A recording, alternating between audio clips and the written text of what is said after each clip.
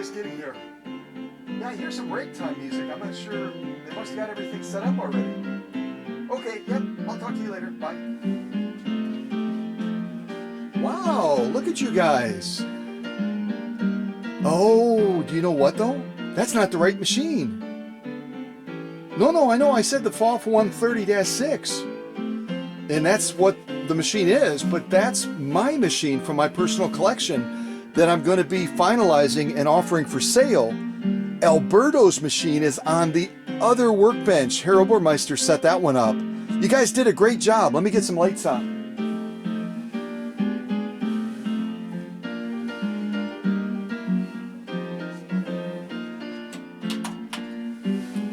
No, and it actually worked out nicely that you guys did this, because I wanted folks to know that I'm going to be offering a machine identical to the one that I'm showing Alberto's machine doing its premiere today. I think that was English, but I'm not absolutely sure. In other words, the machine we're premiering today is identical to the one that folks are seeing on screen right now. That's from my personal collection, an original owner machine that I'm going to be offering for sale. So you guys did great. Thank you. But let's move to the other workbench and take a look at Alberto's machine. Which, when you look at it, they look like they're twins, don't they? Yeah. Oh, guten Tag, Herr Obermeister. Wie geht es Ihnen? Ganz gut? Sehr gut. Ja. Ja. Spielen so viel, working, sehr wirksam. Yeah, too much work, too little play. Exactly right.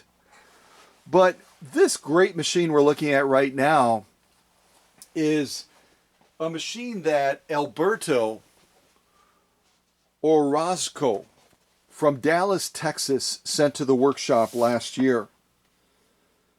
And it is a machine that had several needs. It needed quite a bit of mechanical work, adjustments. It needed the full spa treatment. Plus it had some wiring issues that had to be dealt with. But the bottom line is, she's a happy girl now. And she's ready to show her stuff and to strut her stuff. We should probably turn on some lights to make that easier to see her. But this particular machine has a very special story. It's a machine that Alberto wants to give as a gift of inheritance to his granddaughter. And it's going to be given on behalf of his granddaughter's great-grandmother. That's what I wanted to say. And when Alberto and I first started communicating last year, there wasn't a huge urgency to get this machine done and to get it heading back to Dallas, Texas. But in recent months, Alberto's health has been declining. And you know what? It's not a surprise. I mean, the gentleman is into his 90s, if I understood correctly. So when you get into your late 80s and your 90s, you're going to have some health issues that crop up. But Alberto had sent me a beautiful letter just recently. And I'm going to show you, at least to some extent, what the contents is. So he writes here, "Dear Scott, I'm writing you to make a special request. As I told you on our initial contact that I wanted to fix the sewing machine because I wanted to give it to my granddaughter as an inheritance from her great-grandmother. I've been in and out of the hospital with old age illnesses and I'm not doing well. I would like to make sure that the sewing machine gets to the person I think should have it. I'm asking for you to return the sewing machine as soon as possible so I can put it in the hands that I want. I wish I didn't have to do this since I was counting on your good work." And what he's saying here is, I don't want to rush you because I know your work takes time, is in essence what Alberto is saying here. I hope you understand my concern in having the sewing machine go to the right person. I watch you often and enjoy the presentations that you make. You are a true artist and your great personality. Keep up the great work. Thank you for your kind attention. With kind regards, Alberto P. Orozco. Doesn't he have a beautiful signature? Gosh, I wish I could sign like that. And this gentleman is going into his 90s, in his 90s. Yeah. So I share that letter with you only because initially when this project was initiated last year, there wasn't a huge urgency, but because of the unexpected decline of health for Alberto, all of a sudden it needs to be ratcheted up.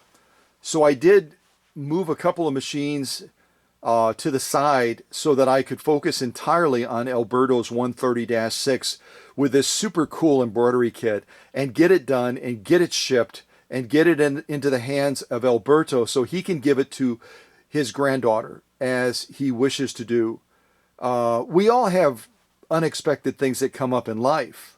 We've had that quite a bit in the last year or so with COVID, and it can totally change the urgency of things and the priorities of things. And that's what's happened in Alberto's life. And I'm happy to do my very best to accommodate him so that he can have his wish of putting this in the hands of the granddaughter on behalf of the great-grandmother. So with all that said, all that blah, blah, blah, I'm excited to get this premiere underway and to get this machine finalized through these confirmation sew-offs, and to then be able to get this machine into the hands of Alberto so he can present this as a very special gift to his granddaughter on behalf of the great-grandmother. So let's get into things, okay? And I normally would launch with heavy-duty sew-offs, but I'm going to jump into the decorative side of this 130-6. And this 130, when it came out in the 1920s, was only a zigzag machine. When the 130 was debuted, right around 1920, 1921, it was strictly a zigzag machine. And PFAFF realized that they needed to step it up a little bit. They needed to give more versatility to the 130 machine that was so loved. I mean, it was like the go-to machine for so many people. Household, professionally, tailors used it. I mean, it was a machine that was just loved. But PFAFF wanted to add more dimension to the machine, so they came up with this really cool embroidery kit that gets mounted to the rear of the Model 130-6, and then all of a sudden it's no longer strictly a zigzag sewing machine. It has the capacity to do some pretty cool decorative stitching. And many years ago, realizing that not everyone had a stitch card for these 130 models that had this embroidery kit, I came across a stitch card and I painstakingly took still shots of every single stitch setting for that card. And I'll kind of go over to my YouTube channel now and show you. So this is actually a video on my YouTube channel. Hold on a second. I see my camera's a little bit crooked right now.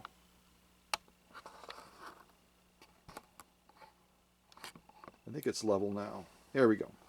So this is actually a video that I created by taking still shots of every setting on the stitch card.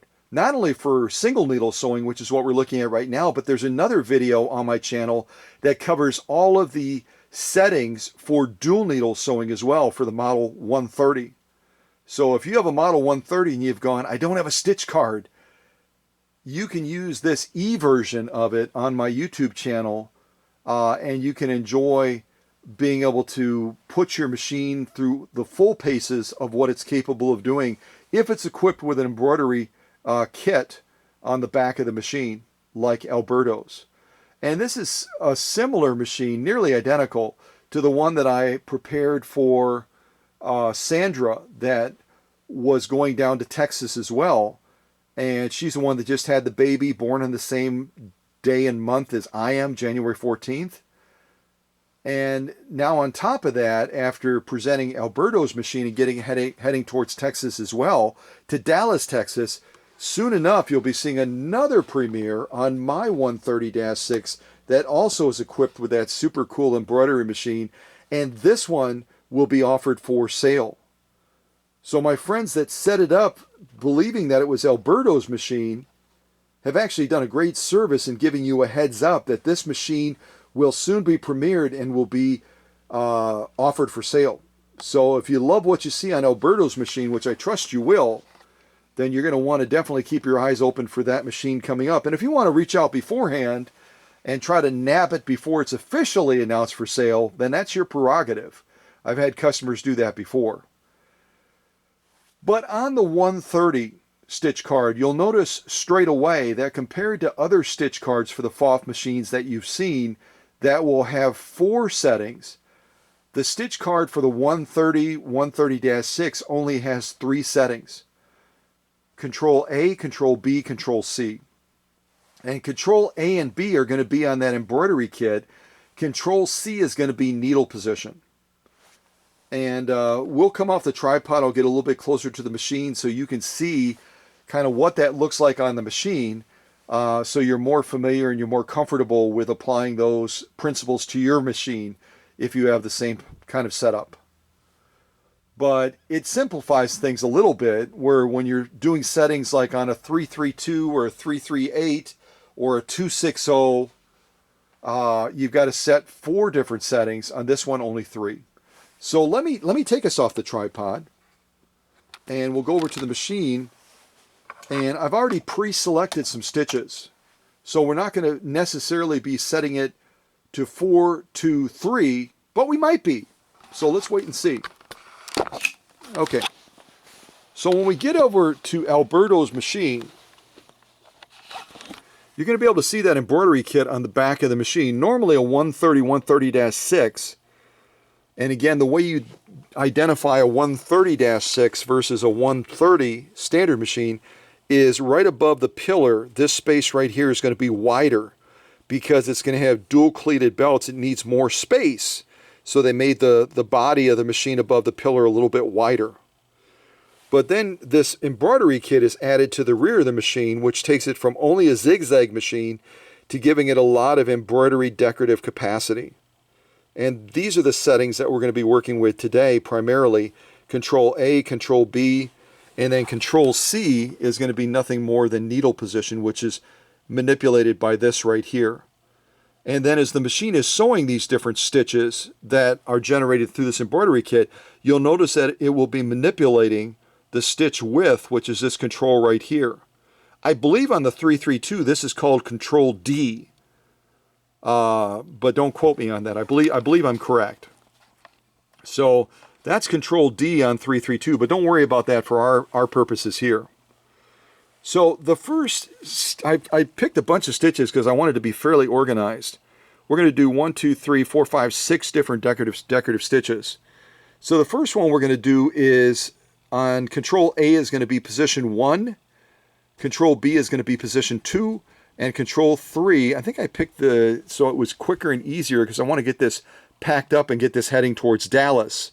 For Alberto, I think I left C static for all of the needle positions, is going to be position 3.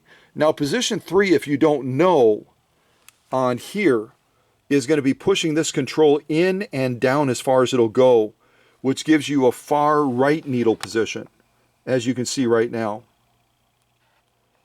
If you decide to select one of the stitches on my video that give you a different needle position in Control C, let's say it says 2 instead of 3, then that's going to be taking this control and moving it so that you have a center needle position, which would be basically where we're at right now, pushing it in, moving it up 1 click, which would then take our needle from far right to center.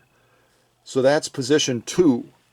If you take this and you push it in, you push it all the way to the top, then it's going to give you a far left needle position, and it's going to be in position 1. So at the very top you're in position 1, center needle position you're in position 2, and then if you push this in and move it all the way to the bottom, you're in position 3, which gives you a far right needle position. Does that make sense? Hopefully it does. If I've done a fairly decent job of explaining that, then give me a thumbs up or a smiley face or something like that.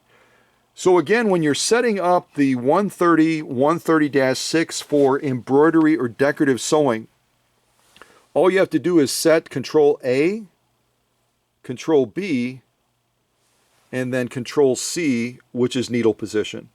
You don't do anything at all with the stitch width, which is what this center control is. Again, I think on the 332 model, this is called Control D, but we're not even worried about it with Alberto's machine because the embroidery kit will manipulate this. It will manipulate it assuming that we've engaged the embroidery function for the kit. Because when this is pulled out and in like that, the embroidery kit is turned off. When we pull this out and release it to go in, it then is going to be engaged in this slot behind here that you can't see. There's going to be a little pin that we allow to go into that slot, and then it's going to engage the embroidery function of this machine.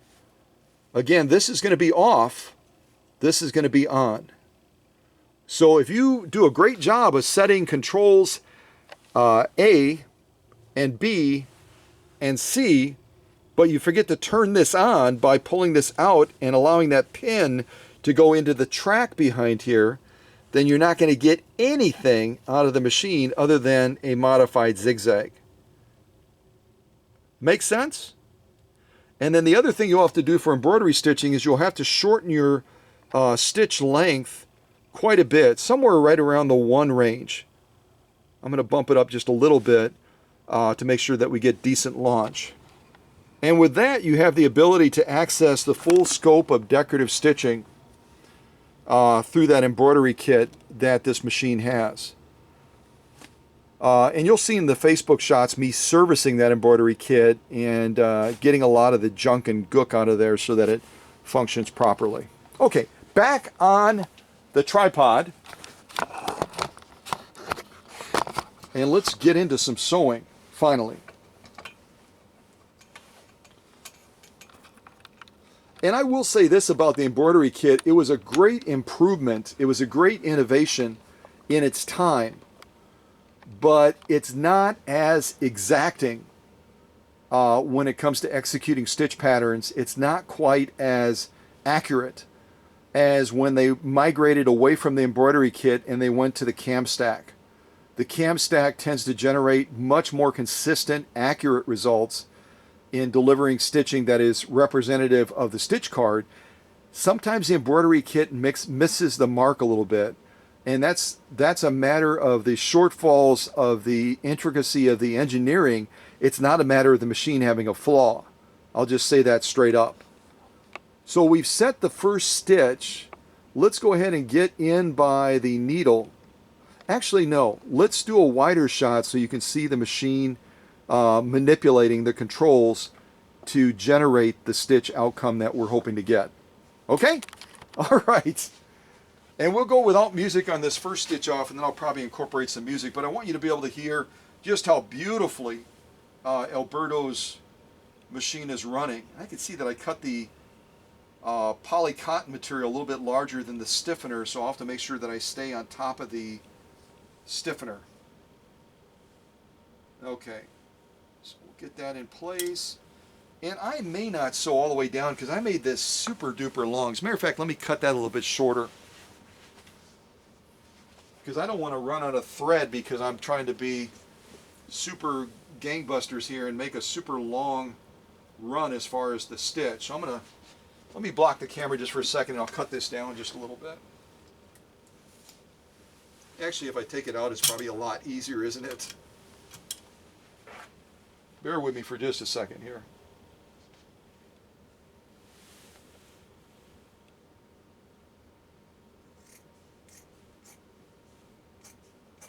I just realized I'm going to be eating up a lot of thread if I try doing runs this long. So we'll just shorten those runs up a little bit. After all, we're only going to be doing 1, 2, 3, 6 decorative stitches on here. Only 6, so we don't have to have runs quite as long as that.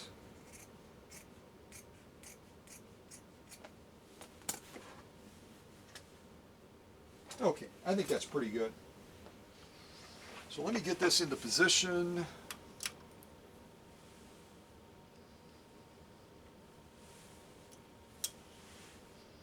And we will sew our first decorative stitch. Again, we're going to have to set that stitch because I haven't done that yet. So Control A has to be set on 1. Right now we're on position 6. And the way you change it is you draw this over almost like the old vending machines where you would put coins into the vending machine. Let me zoom in on this so you can see that a little bit more clearly. So you draw that to the left, and don't let it go because it's got very delicate springs and gears in there, and you don't want to cause any damage. You got to treat it a little bit more gingerly. So we take Control A, and we're on 6 right now. We need to go to 1, so I'm going to draw it all the way to the left. We're on 1, but I'm going to keep going just so you can see the action of it. 2, 3, 4, 5, 6, and on 1. Now we need to set Control B on 2. We're on 1 right now, so I'm going to move it 1 over. And Control C is already on 3, position 3, which is a far right needle position. So we should be good to go. I'm going to go ahead and just double check one more time that we're set up correctly. It looks like we are. And we'll try to execute this first decorative stitch that's generated by the embroidery kit. Just making sure that we're engaged. Yep, we're good. Okay, here we go.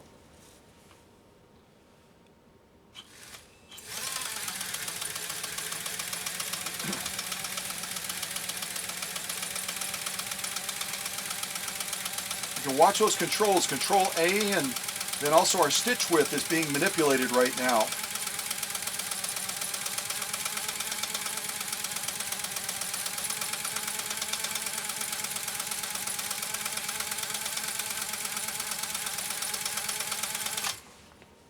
Okay, so I'm going to rotate this around. I'll clip my threads and we'll launch right into the next sew off. And I just want to make sure that and you didn't see that, you saw the controls moving, but I had the camera angled wrong. Okay, let me leave it like this so you can see us change it for the next stitch, and then I'll move it so you can actually see the machine operating while we're sewing. Let me come out a little bit wider. So you had a chance to watch the controls up close and personal moving, but you didn't have a chance to see anything else. So we'll do better the second time around, hopefully. All right, let me move that there.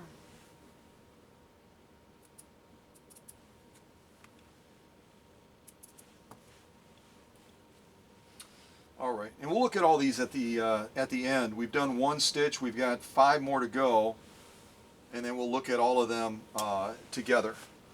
So the next stitch that we're going to be doing requires some additional setting changes. Move this up a little bit. I'm kind of down a little bit too far. There we go.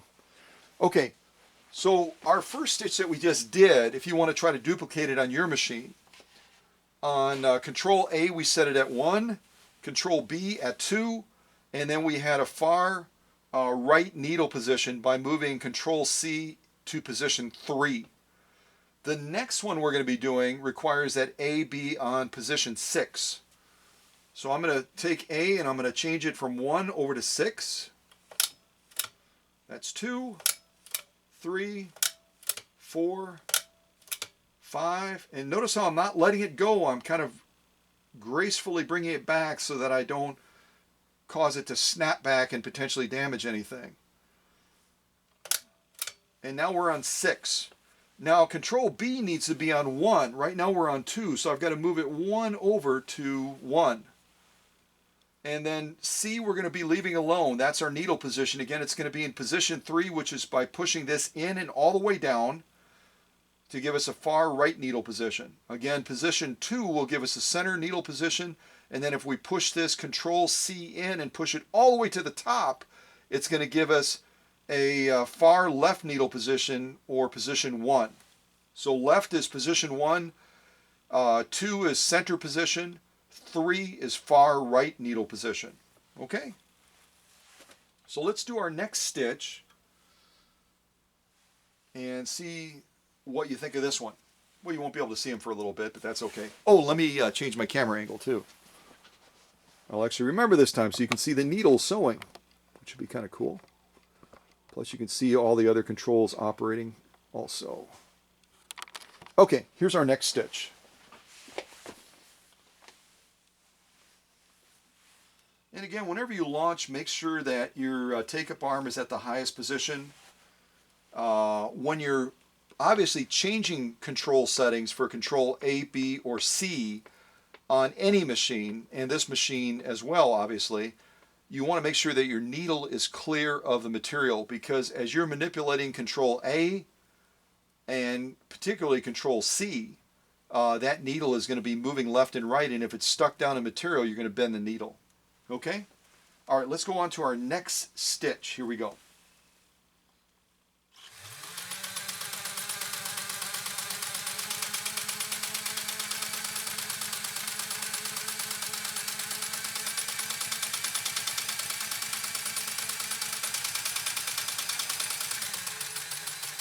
And I'm slowing it down intentionally right now to show you that I can slow it down. And I'm speeding it up now to show you can speed it up.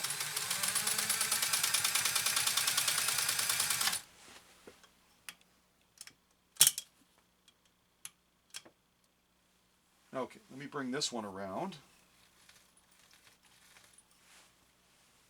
Beautiful stitching. And again, you can, when you're using an embroidery type function like this on your own machine, if you have a 130-6 with an embroidery kit, we've got to follow the general guidelines of the stitch card in setting control A and B as it tells us to do it. But when it comes to controls, well actually A, B, and C, excuse me. But when it comes to control D, the machine will manipulate that, but ultimately the stitch length is something you do have some discretion in controlling and setting it as you like it. So I've chose my own stitch length. You may choose something entirely different, and your stitches will look very different than mine. So the next stitch we have to do is setting control A on 6, which we already are. Control B is going to be in position 2, so I've got to move that one over to the right. Again, with control B, we have a choice of 0, 1, 2, and 3. 0 is going to basically be shutting the function of that off. So in this instance, we've got A on 6, B on 2, and C again is already in position 3, which is giving us a far right needle position. So let's sew our third decorative stitch from this 130-6 using this embroidery kit. Here we go.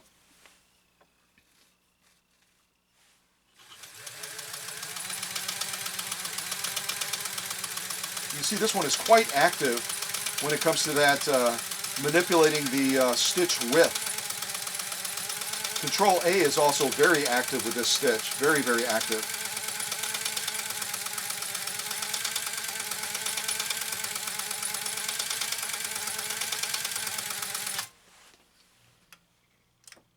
Beautiful stitching, beautiful stitching. Okay, so let me clip these threads and we'll move right into our next stitch off. We've done 3, we've got 3 more to go. And then we'll launch into a heavy-duty sew-off with protected full-grain leather to kind of wrap up this premiere. I'm not going to go quite as extensive in the sew-offs as I oftentimes do using a diverse field of materials, in part because I'm wanting to have time to get this machine packed up and get it in the mail ASAP to go to Alberto to honor his wishes. As his health continues to decline, we don't know how much time he has. I'm just being honest and straightforward and candid about that. So I want to assume the worst and hope for the best, hope and pray for the best. So the sooner I can get done with this premiere, the sooner I can get her packed up and get her heading towards Dallas. All right, so let's set our next stitch now. These are the 3 we've done so far. I'm going to kind of spin my screen around so I can show you what we've been doing. So the first one we did was this one right here by my thumb. Control A was on 1, and then Control B 2, Control 3. Control C is going to be 3 on all of these. Then we changed Control A to 6, Control B to 1, C is static. The last one we just did is Control A being at 6, Control B at 2, Control C is static. So this is the next one we're doing right here. We're going to move Control A to 2, Control B to 2, and then C will be static. Okay? And again, there's a huge number of stitches you can pick that this embroidery kit can generate. So Control A again right now is on 6. We're going to move it over to 2. And that's on 2 now. Now we're going to move Control B to 2, which we don't have to do that. It's already there. And then Control C, again, is in position 3, which is a far right needle position. We don't have to do a thing with that either. So we're ready to sew off our next stitch. Just get my take-up arm all the way up, and let's launch into this next stitch, stitch number 4. Here we go.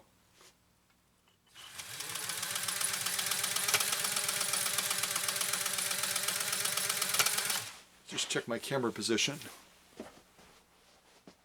Yeah, that's not bad. It's not bad. Let's come in just a tiny little bit.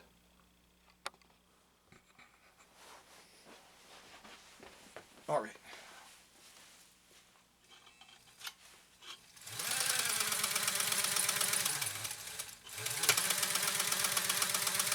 All right, now I have my foot all the way on the foot control.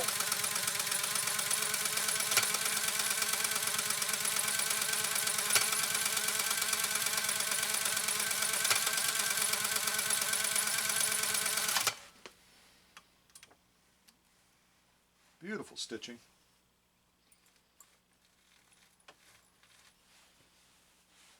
Okay, let me clip these threads.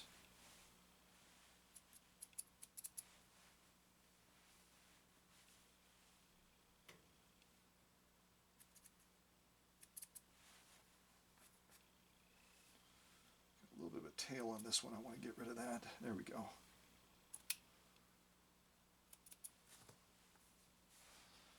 Okay, let's get that thread back into position.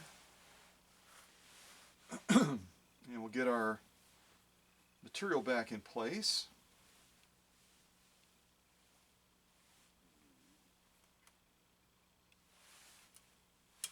Okay, so this next stitch we do is going to be our 5th stitch. We're only doing 6 stitches. Let me put a little bit of music on because it's so quiet in here. So our next one, the first one we launched with was called The Joint is Jumping. The next one is called King Porter Stomp. King Porter Stomp.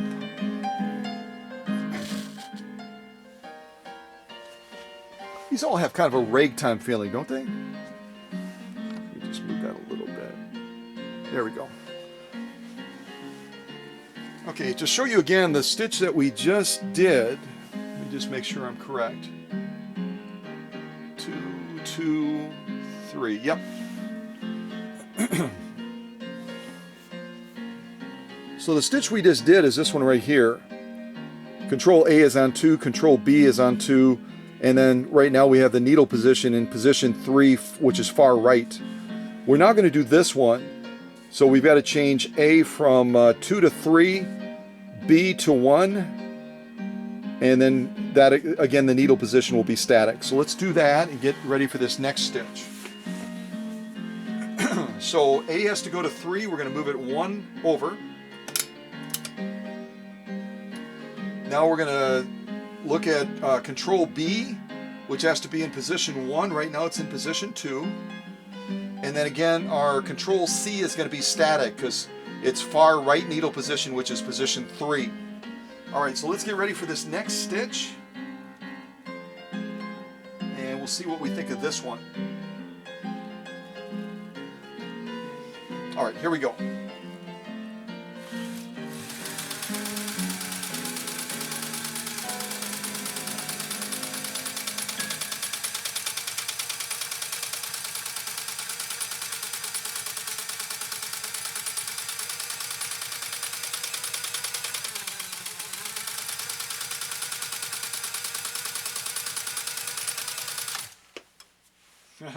All those other ones I ended in the up position with the needle. This one I didn't. Oh, this is a pretty one. Isn't that lovely? If you were to tighten it up a little bit shorter on the stitch length, that would even be a neater looking stitch. It's beautiful. Beautiful stitch. All right, so let's go clip these other threads, and then we'll do our final. We're on to our final stitch already. We've already done 5 embroidery kit type stitches. Now we just have 1 more to go. So let me get this into position, and we will select our final stitch settings. Okay, so we are right now on position 3 on Control A, so we're going to move it to position 4. Control B is in position 1 right now. We need to move it to position 2. And Control C is static. That's our needle position. So we're going to sew this final stitch. And again, these are just stitches that I decided to pick. You could pick entirely different ones and obviously get a totally different outcome. Okay, so take up arm, highest position. Let's go ahead and do this final decorative sew off. Here we go. Isn't it quiet? Listen to that. All right, now just listen to Alberto's machine. Here we go.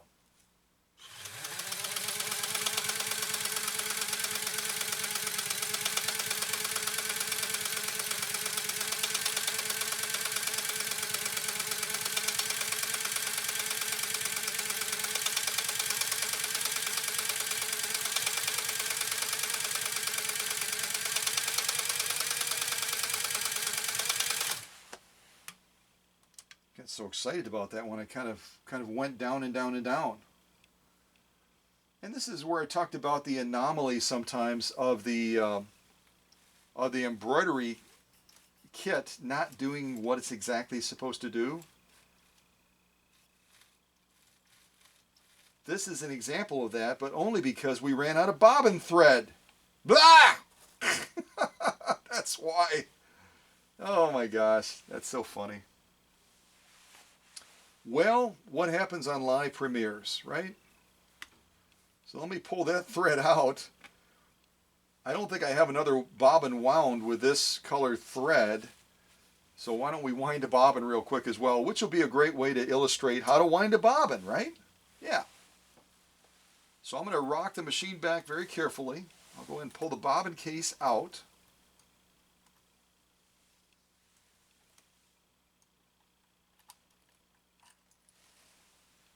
Yep, we ran out of bobbin thread. See that? Isn't that fun when stuff like that happens on a live premiere? Yeah. What can you do, right? You just move forward. You just grin. All right, so let's go ahead and set this up to wind a bobbin now. And what I'll do, the easiest way for me to do it is just to unthread the machine up to a certain point. We'll kind of take it out of the tension discs. And the easiest way to wind a bobbin on this machine, I'll just show it to you straight away.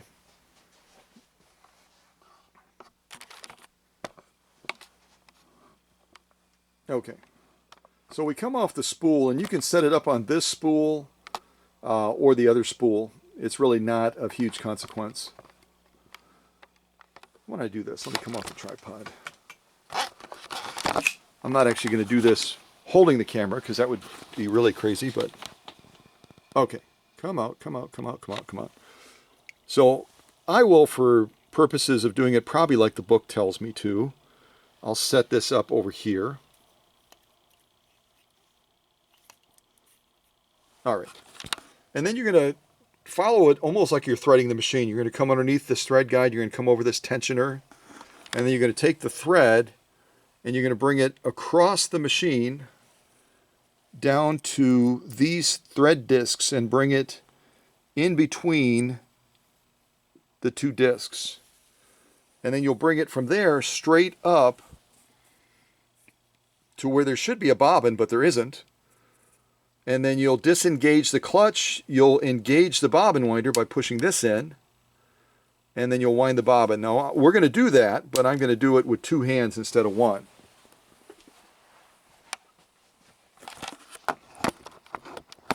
All right, note to self, next time wind the bobbin a little bit more full.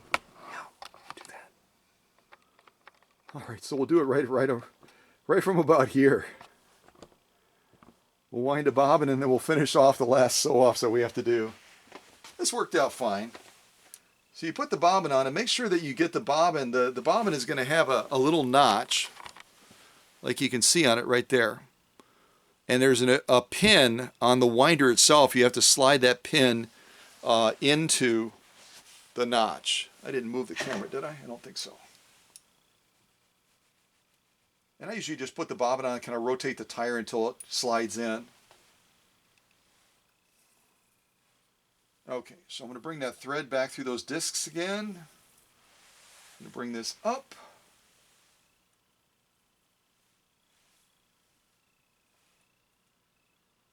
And I think when it comes to bobbin winding, I'm always a little bit dyslexic as far as, do I come from the back and rotate forward, or do I come from the front and rotate back? So it usually spins for a little bit before it finally gets traction and goes, yeah, we'll make you look good, buddy. We'll make you look good.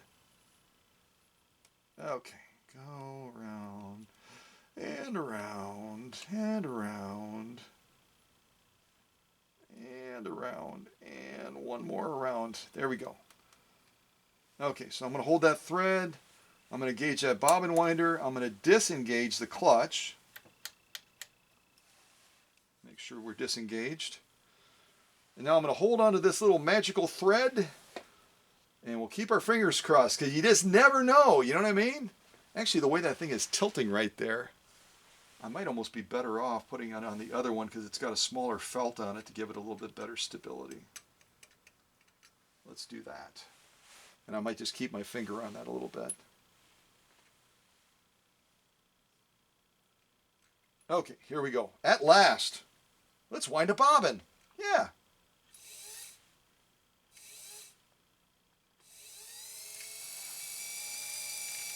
All right. And again, with a tensioner like this, you've got a screw that you can loosen to get it lined up so that it's going to distribute that thread evenly on the bobbin. And you've got to test that sometimes to get it just right. But we're going to be focusing on the bobbin and watching that thread as best as we can from an angle.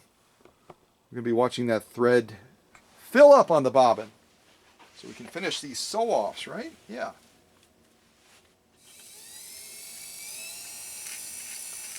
Now, I didn't mention, I don't think, that the motor on this 130-6 that belongs to Alberto is not an original PFAFF motor. And I'm not going to fill this bobbin all the way because I might run out of thread on top then, which would be really ridiculous, wouldn't it? That should be enough, I think, for sure. So this is not an original PFAFF motor on here. This is an aftermarket motor that's going to be rated for less amperage than the original one. So there is a little bit of a power difference between this machine and the other 130-6 that the boys had set up on the other workbench. Mine, for my original collection, is going to have a 1.3 amp that is going to peak at about 1.4. And Alberto's aftermarket motor is going to be right around 0.9 amps is how it's rated. And it's not gonna have quite as much power, but you know, quite honestly, for most sewing applications, you're not going to need all that extra power. But the power difference would be with an aftermarket at 0.9 versus 1.3.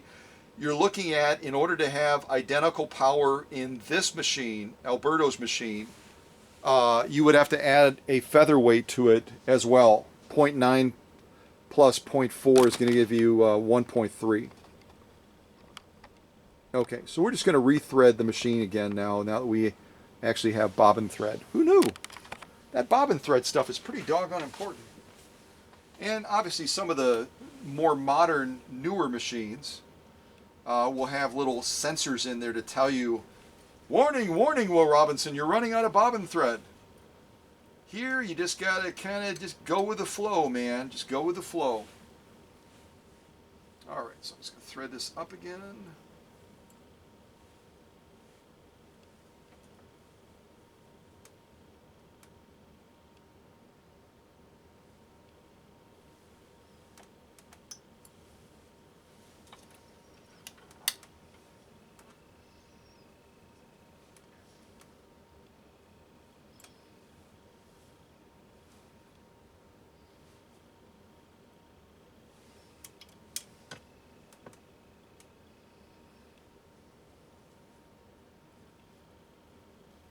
Scott, we love your channel because you don't edit things.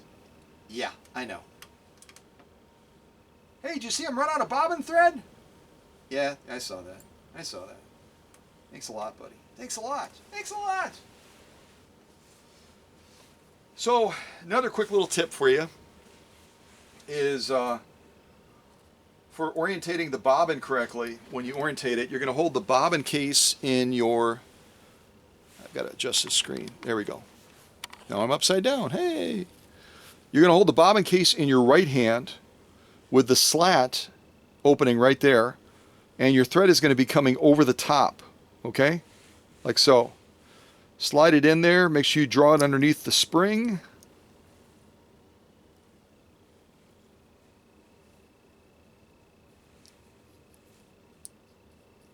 There we go. And again, the correct amount of tension on a bobbin case should be about 3 ounces, which is not a huge amount. If the tension is too tight on here, you're going to have to crank your upper tension way up to countermand this. So what you should be able to do is hold the bobbin case gently, and with 2 fingers you should be able to fairly easily pull that thread out. And that'll be right around in the 3 ounce range. Okay? And as we're pulling it, you can kind of look at the bobbin and you go, oh, okay. Scott's mentioned before about which way does the bobbin turn when it's distributing the thread. On this particular bobbin case, it's going to be counterclockwise. Okay? And that's really essential. If you load a bobbin case incorrectly with the thread orientated the wrong direction, it will create a world of headaches for you. Trust me. I've been there. All right, so let's go ahead and tighten the clutch again. Go ahead and rotate that balance wheel down to draw that thread up. Swoop that to the back. And now we can actually do our final stitch off. Who knew? All right, so let me get that in place again. And our final stitch off again is settings A is 4, B is 2, C is 3. So we'll give this a try again now that we have reloaded the bobbin with bobbin thread. Let me check my shot. Yeah, that's good overall. You can probably come in just a hair.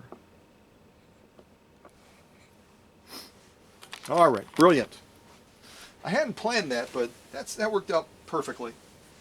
And I was able to show the winding of the bobbin. So, all right.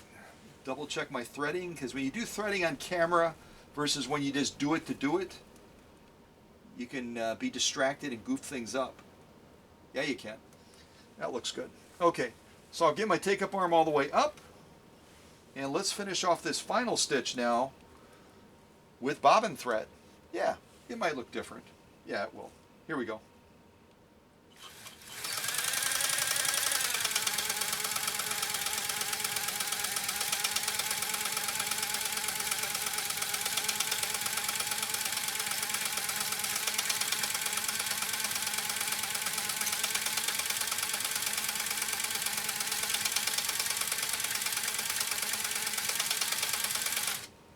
Yeah, this felt that I have on underneath here right now, it makes it feet a little bit jerky. That's probably not the best one to have on there. I'll have to see maybe if I can find a different felt. The problem with the spool pins on this one is it's got a little riser on there that requires a smaller felt than I typically use, so I'll see what I can find. Alright, let's give those a clip, and you'll finally have a chance to see all of the decorative stitching that we did close up. And then we'll move into a final heavy-duty sew-off, which I think I'm going to do 3 layers of protected full-grain leather. It's about 14 ounces of leather. And if you know anything about protected full-grain, it's similar to Italian leather in that it's going to be real slippery. And it has a tendency to really manipulate that stitch. It tries to. But it's going to fail. Yeah, it will. It's going to fail. Make sure I have this facing the right way. No, I don't. Let me just think. Yep, that's the top stitch. I had it upside down. There we go. I think I got, well, timber! Herr, I may need your help over here to hold this. Of course, I didn't cut it straight either. That's, yeah, I know. All right, let's get some light on this. And we'll take a look at these 6 stitches that we generated through the embroidery kit on this 130-6. And that should be the top stitch. Probably put a T on it, then I would know for sure, right? But if you can't distinguish them, then that's a good thing. That's kind of telling you that the machine has done a really good job. I got to angle this a little bit more. All right, trying to get it angled a little bit more. There we go. That's better, I think.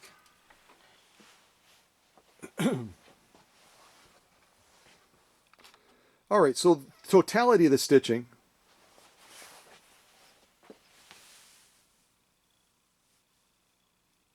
There's a little piece of thread there that was just bugging the heck out of me. There we go. Totality of the stitching is really quite excellent. As a matter of fact, let me do this. Let me do this. I'll make it even easier on the cameraman, which is also me, by the way. All right, let's take a look at these stitches close up here. So the first row we did is this one right here. We'll look at kind of 2 or 3 at the same time. Aren't those absolutely spectacular?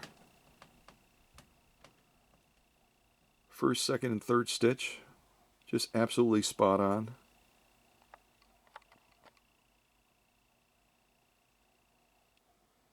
And we'll look at the last 3. Again, we're looking at the top stitch right now. Notice how much better that last one on the very bottom looks with bobbin thread. Yeah. And again, you can get a different outcome and a different look by just adjusting the stitch length. A, B, and C are going to be preset. Stitch width is going to be manipulated by the embroidery kit, but you could make these even shorter as long as you have material feed. Those are absolutely gorgeous. Let's look at them in totality. Alberto, your granddaughter is going to love this aspect of the machine. I know she will. Let's turn it over and look at that lock stitch. Again, the goal with a machine that's operating really well is we don't want to see a huge difference between lock and top. So this is going to be our lock stitch now, which looks absolutely phenomenal. Incredible depth. Let's go over and get closer to the first 3 rows. Really love the look of that. You know what, I'll put on a little bit of music because I think I can hear Hank moving around upstairs once it starts running. Come on. There we go. So again, these are the first 3 stitches that we did. Just double checking. Yeah, it should be. And again, I'm using a size 90 Schmetz needle. If you used a smaller needle, maybe say a size 70 or 80, maybe a different type of stiffener, a different stitch length, you might get something totally different. But I think these are spectacular, don't you? These are definitely page 34. And we'll look at our last 3.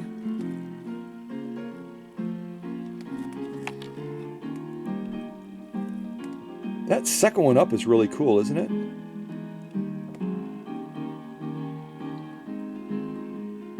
Like little hills. Absolutely gorgeous. So that's our lock stitch again, folks.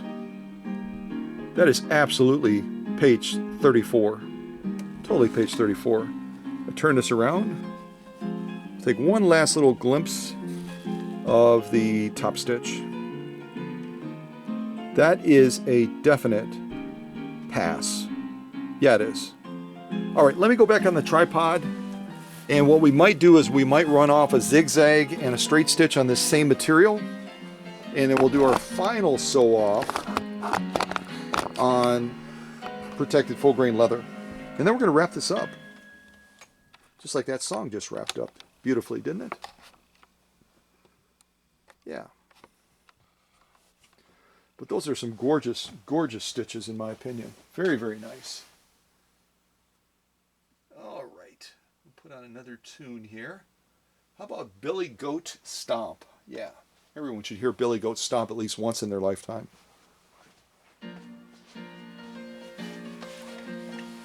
All right. Let me move this sew-off holder out of the way.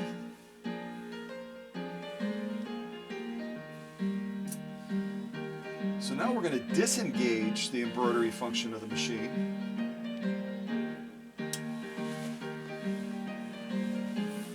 Look at my shot here. Okay. So again, to disengage the embroidery function of the machine, right now it's engaged because that pin is extended into that track behind there so that the embroidery kit can manipulate primarily the stitch width. And now what we're going to do is we're going to disengage it by pulling this out and putting that pin in the center. So now we've shut off the embroidery kit. And what I'll do in addition to that is I will move us back to a center needle position, because right now we're in position 3, where we spent the majority of our time. Because I think we're in position 3. Let me do this too, I'll shut that off.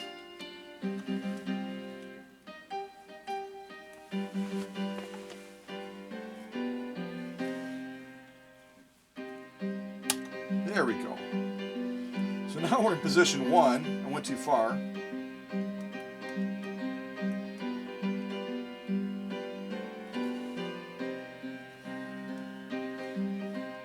Okay, I think we're in position 2. It's a little tricky sometimes, but I think we're close enough. Now we're going to be doing a straight stitch, so I'm going to move our stitch width to 0.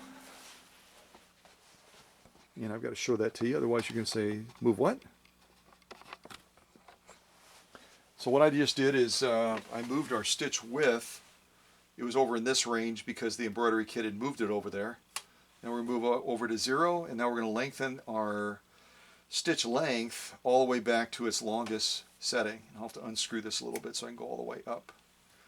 And I didn't mention specifically on this machine, but unlike most machines that you'll move the stitch length controller all the way to the top generally to sew in reverse, on this PFAFF you have to do the opposite. You have to move it all the way down to the bottom to sew in reverse. And I should probably I'll just walk you around the machine real quick as well before we wrap this premiere up. But let's go ahead and do some straight stitching. We'll do a zigzag, and then we'll do a heavy duty sew off. But again, look at those from the side. Aren't those just, minus the little grease mark on there because my fingers are dirty. Whoops. Dusty loves that sound. I do too. But it always gives me a little bit of a, what? Yeah, gorgeous decorative stitching. But our focus now is to lay down a straight stitch and then a zigzag. So let me go ahead and get this set up to do that. So again, our stitch width is on 0, our stitch length is on the longest setting, and now we will lay down a straight stitch. We've shut the embroidery function off, and so we should be good to go. Just going to move this back a little bit further. There we go. All right. Take up arm all the way up. So now let's do a straight stitch, and I can see that I'm not at a complete center position. I'm off canter a little bit.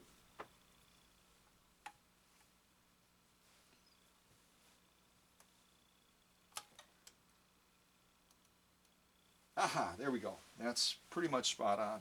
Okay, let's try this now. That was exhausting. I think I need a break. Here we go.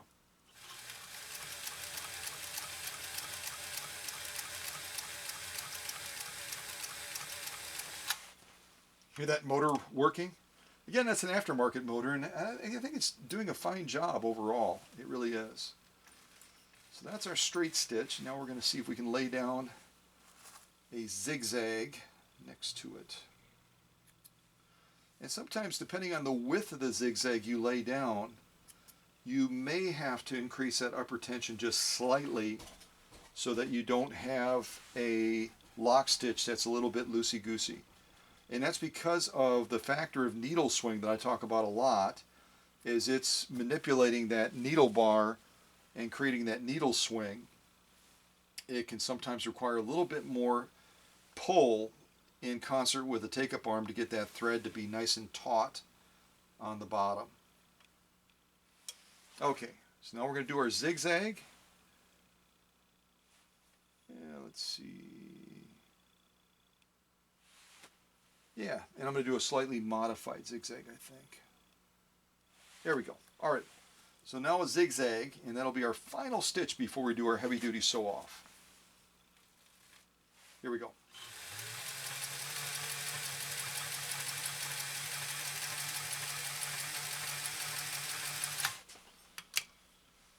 Yeah, I like that one. Kind of like a baby zigzag instead of a big old brassy zigzag. Yeah, I like that one a lot.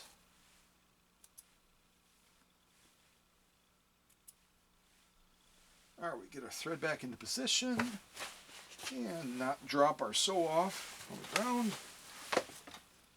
Actually caught it with my feet. That was pretty talented.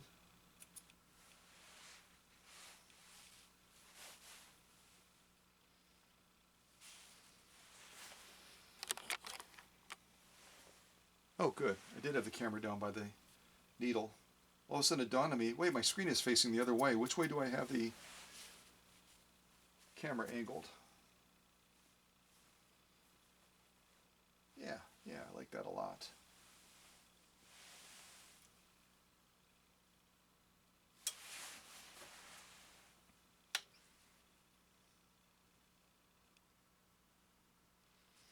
All right, now I'm going to lay down just one last zigzag that's just a wee bit wider. All right, here we go.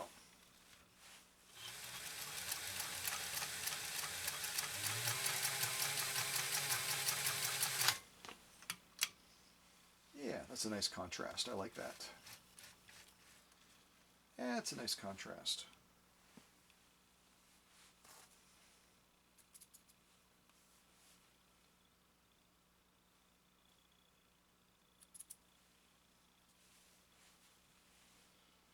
Okay, get those into place, clip our final threads.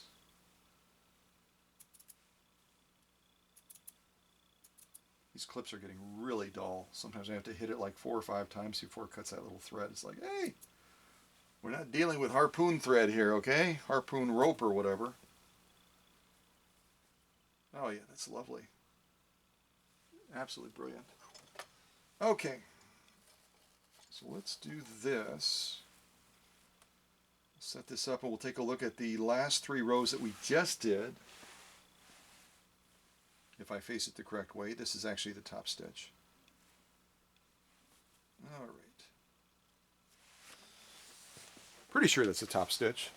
Anyway, we're going to look at both sides, so it really doesn't matter hugely. Man, those are just gorgeous, aren't they? Okay, so let's look at these last 3 rows that we just laid down. Obviously, the top one is going to be our straight stitch. I will try to not talk too much and jiggle the camera. Wait a second. I do have that facing the wrong way because that zigs. Well, no, that's correct. That's correct. So we'll look at all 3 rows: top row, straight stitch, zigzag, mini zigzag, and then full-size zigzag below.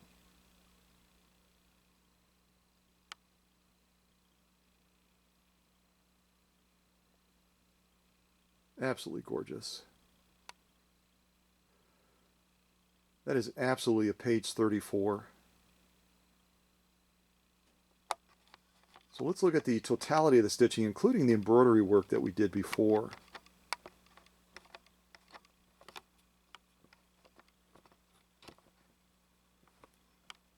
I'm not trying to make you seasick. There we go. Those are absolutely spot on. Beautiful stitching by this 130-6. Both the embroidery stitches that we did, those 6 stitches that we selected, and then the last 3 rows with our straight stitch, our mini zigzag, and then our full-size zigzag are just absolutely bang on. Now we'll look at our lock stitch. And we've already looked at this as far as the embroidery side, but now we're going to look at it as far as the straight stitch, the mini zigzag, and then the full-size zigzag, and see what we think of that. Boy,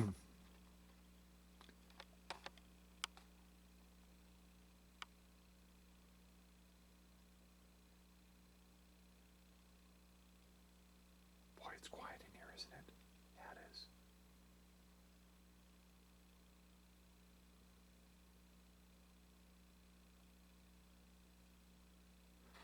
Absolutely spectacular.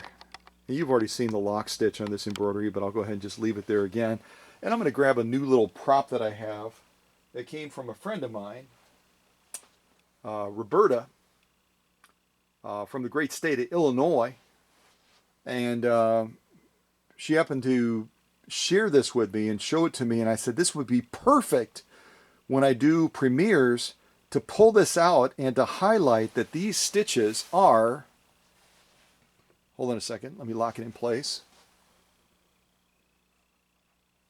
There we go. Now I got it locked in place.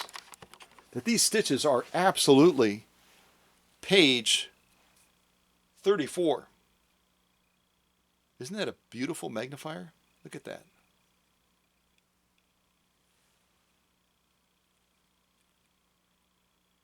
Yeah, I love it. So those are page 34 stitches, and periodically I'll pull this out, not to blind you, and not to say, oh my gosh, I can't see anything, but just to highlight that this little magnifier, not little, it's huge, this huge magnifier, which is absolutely drop dead gorgeous, will signify the confirmation that these are page 34 stitches. When I pull that out, it's like, yep, page 34, magnifier's out. So this again are a lock stitch, which is page 34, top stitch, which is page 34. Absolutely, it doesn't get any better than this. So I'm going to throw those to the back as an absolute pass. And now we're going to do our final sew off. Our final sew off. Again, I'm going to do a little bit more of a condensed premiere this time because, there we go. Do a little bit more of a condensed premiere because I'm really wanting to get this machine packed up and get this heading towards Alberto because of his special circumstances. So you can see from the edge, kind of zoom in on it, this is protected full grain leather. It's about 3 or 4 ounces thick, and we're going to be doing 3 layers of this stuff after running this needle already through all of the sewing that we've done both off camera and on camera. But imagine that is not thin unto itself, and we're going to be taking that times 3. We're going to be tripling the thickness of what you're seeing right now from the side. I know, it's crazy. It is. But that's what makes it fun, don't you think? Yeah, it is. Okay, so let me lock the camera in place. Pick another song because it is so ridiculously quiet down here. I even have my heater turned off. And we're going to play Lukewarm Hazy. Lukewarm Hazy. Like a weather report, huh? Today it's going to be lukewarm and it's going to be hazy. Lukewarm and hazy, folks, yeah. You don't need your umbrellas. Just be ready for lukewarm and hazy. Kind of a fun name, isn't it? Yeah, it is. Okay, so let's get this prepped here. up to 2 layers. And now I'm all the way up to 3 layers. And I'm just going to cut this little edge off since I made it a little bit too wide.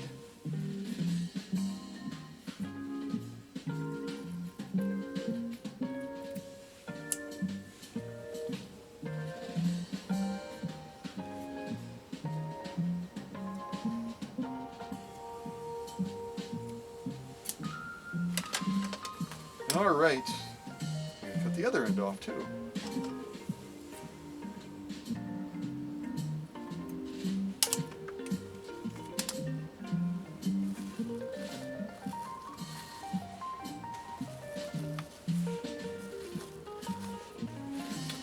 Okay, that was exhausting. As last, Aslan. That's what we're gonna be sewing right there, folks.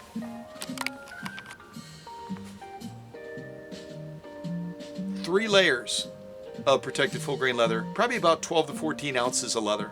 Yeah, I know. I'm just gonna slide that piece over a little bit. I kind of folded a little bit wonky. Try that again.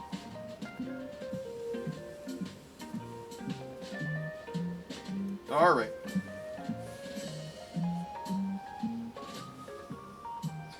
And because this is a slightly smaller motor than the original machine would have had, and it's an aftermarket motor, I'm going to give this a little bit of a hand start to help it out, because 3 layers of protected full grain leather is heavy by any gauge of measurement.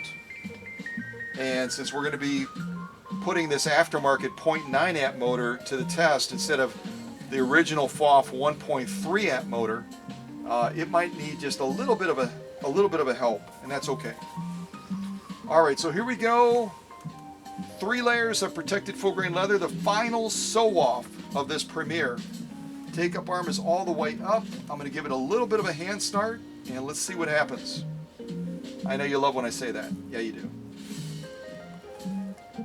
Holy mackerel, look at that from the side. That's a little bit intimidating, isn't it? Yeah, it is.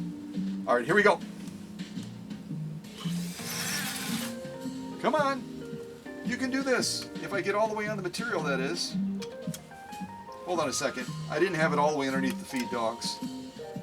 Bear with me for a second here. I don't want to set this machine up to fail. I want to set it up to succeed.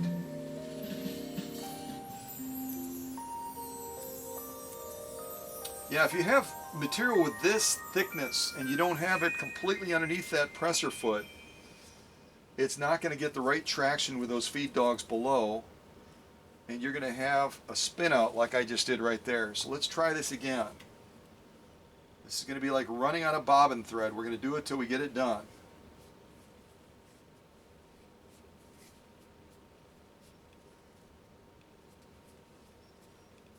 All right, got it back into position again. Again, this is what we're going to be sewing. 3 layers of protected full grain leather.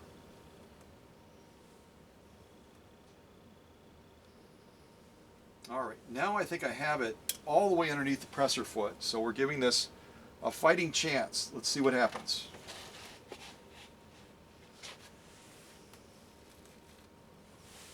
Make sure my clutch is fully engaged. There, we're good. All right, let's give this another try. Here we go.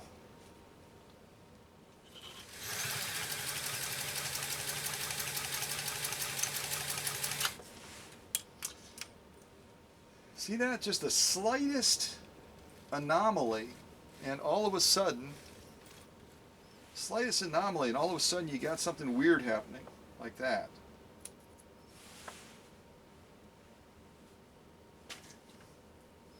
Let's get these threads clipped.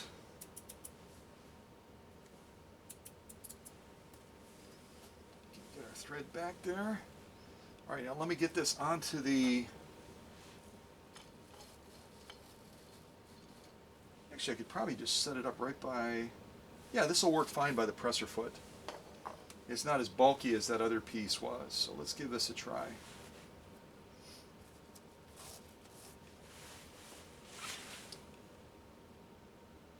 Make sure I have it angled correctly.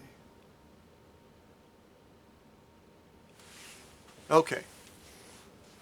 So let's take a look at these stitches. angle a little bit more.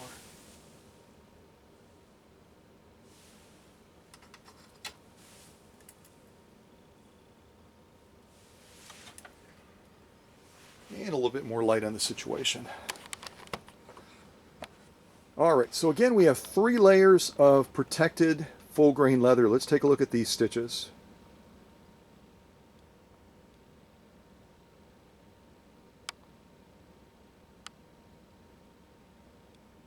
Folks, it doesn't, I don't need to get the magnifying glass out again to emphasize the fact that this is page 34.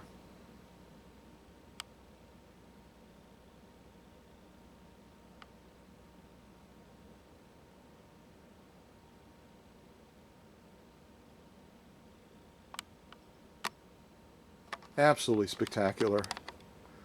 Come on out of the shot, look at the totality of stitching. It just doesn't get any better than that. It doesn't. We'll turn this around and look at the lock stitch. Again, the lock stitch is going to be more difficult to generate. So if we get a page 34 lock stitch, that is the absolute cat's meow. And I can already tell you, being a lot closer to it, we did.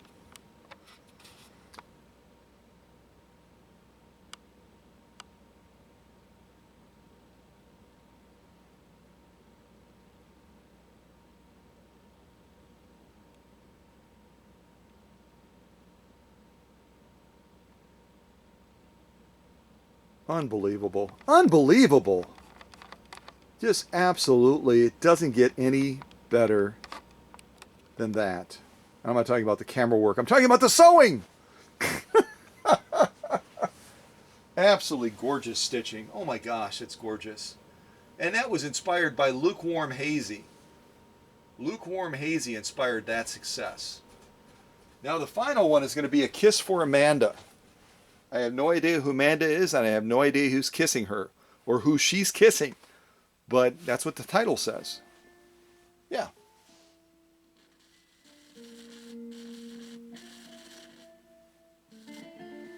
This is kind of boring. Let's pick something a little bit more peppy. We made it. Hey, let's see what this sounds like. We made it. Next one is We Made It. Sorry, Amanda.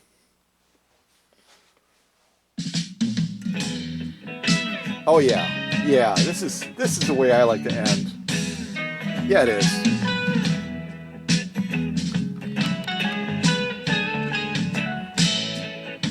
Well, Alberto, I am so glad that I was able to get this incredible 130-6 totally optimized.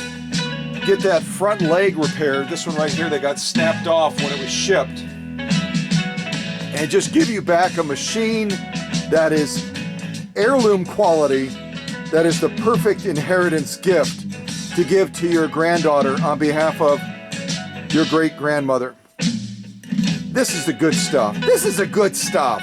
Yeah, it is. Herr Obermeister, come on back into the shot.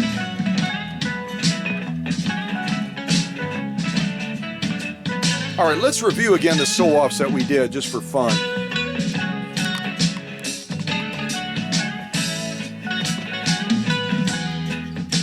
So we did all of these crazy decorative stitches that were generated by the embroidery kit on this machine. Again, the 130 started out as a zigzag only machine, and then they added this embroidery kit to it to give it incredible versatility. And both the top stitch and the lock stitch just spot on, along with the straight stitching, the zigzag, and all that good stuff. And then we just did a little bit of insanity. 3 layers of protected full grain leather, about 12 to 14 ounces of leather, and got a page 34 top stitch and a lock stitch. That's the good stuff. Yeah, it is. So, very excited to be able to reach this milestone and get this machine heading back to Dallas, Texas. Yep.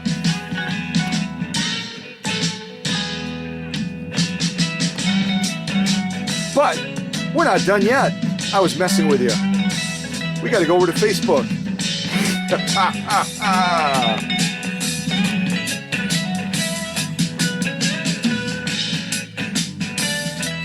Oh, and don't forget, search my channel for these embroidery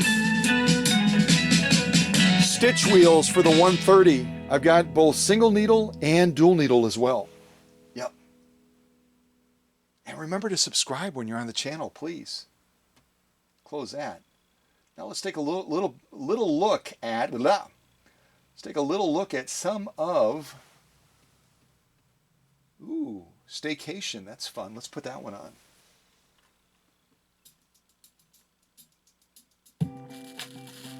Just turn it down so I don't have to yell.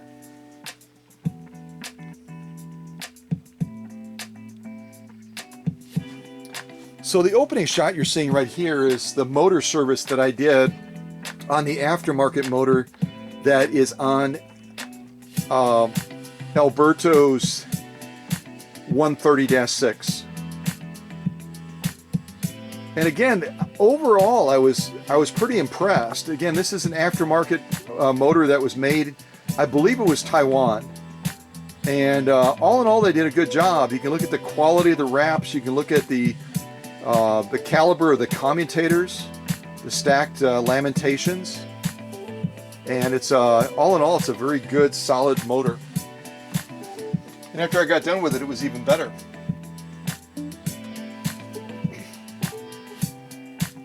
And there's the back of Alberto's 130-6. Got that beautiful, looks like a royal crest almost, doesn't it?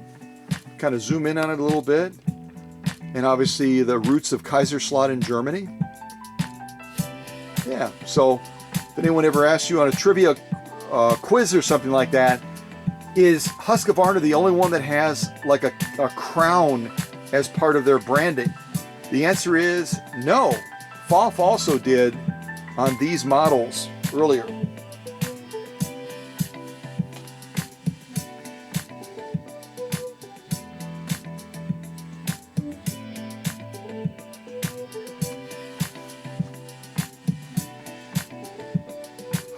So we're looking at kind of a distant shot. Again, the workbench gets really busy when I'm working on a project. I'll be doing multiple things at the same time.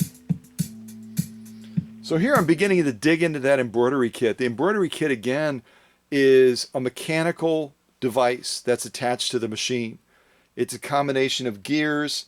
It has some very primitive versions of cam stack here near the center, and then a bunch of springs that activate and deactivate the different functions.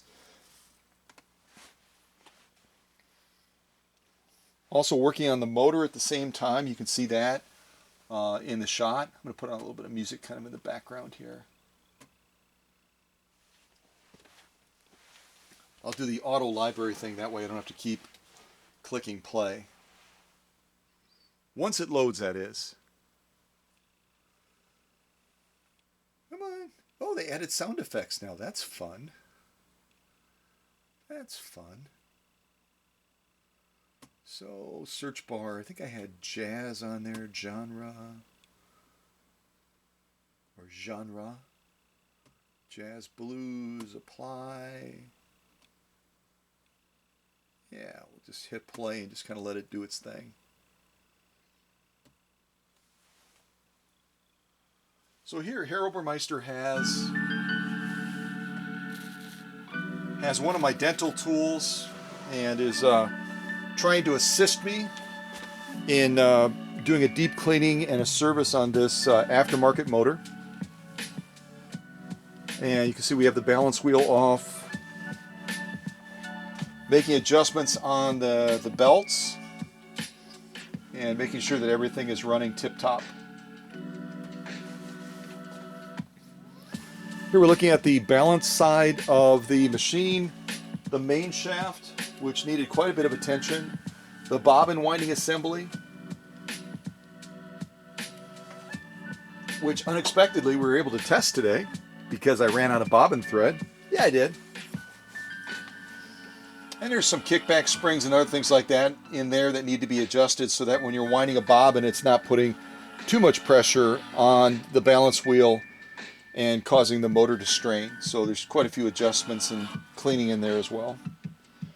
Now I'm beginning to focus on that very intricate mechanical embroidery kit that goes on the rear of the machine. A lot of cleaning in there, oh my gosh. And also a number of adjustments and adjustments on the springs as well. You see how filthy that was.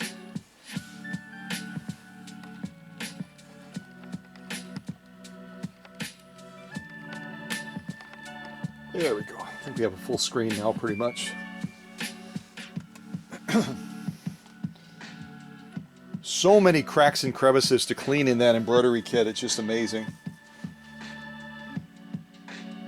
Now here's what I call kind of the primitive earlier version of a cam stack that PFAFF developed for this embroidery kit. Not nearly as intricate, not nearly as complex as the one they later designed for models like the 332, the 260, and the 338. More of a distance shot. You can look at it. It almost looks like the guts of a clock, doesn't it? Kind of looks if you ever pulled a clock apart, like a grandfather clock or a vintage clock. It kind of looks like that on the inside a little bit. A lot of tiny little parts. And you can see Herr Obermeister is overlooking things. After all, this is a German machine. He wants to make sure that I'm doing a good job.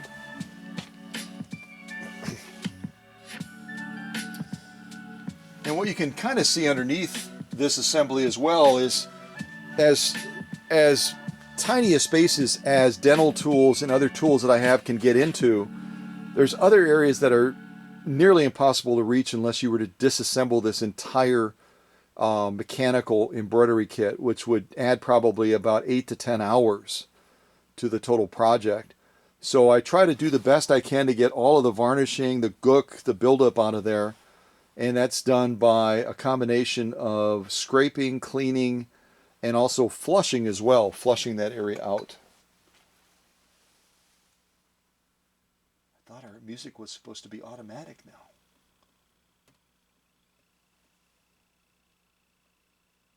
Come on, keep on going there, buddy.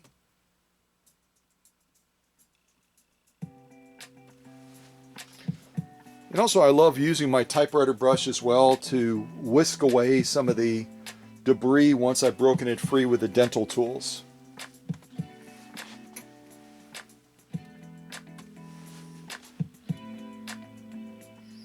And again, Herr Obermeister is a team player. He likes getting involved in helping and watching as well.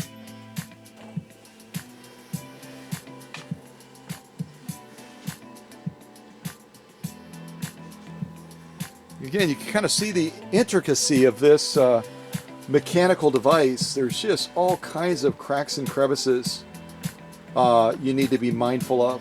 So many cracks and crevices. And some of this stuff gets very hardened and fortified. And so I'm very carefully using a torch to soften up some of the lacquering and some of the varnishing to get it all the way off. And to make sure that the parts are free moving as well, because a lot of that lacquering and varnishing will be in hidden spaces that are very difficult to get to. You can see some of our spring assembly that will control the movement of that mechanical device. That's probably the most critical part of the project right there. Yeah. Oreos just have a certain magic, don't they? I know I've asked this question before, but if you love Oreos, I mean, if it's something that you actually have dreams about, type it in the chat. Confess it here. Confess it to your friends that you have Oreo dreams. Please?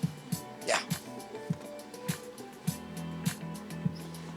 And you can just look at that, I think that's a paper towel where I'm wiping off and catching some of that stuff that I'm using as I'm flushing out the crud.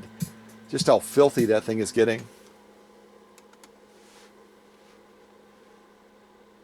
Look at that solution down below. It's evident just how nasty. And look at how clean these very primitive style cams, this modified cam stack here. Look at how clean that's getting. And clean means function. Clean means that those parts are going to move without excessive friction. They're going to be able to execute their function with little or no effort, just as you witnessed today during the premiere.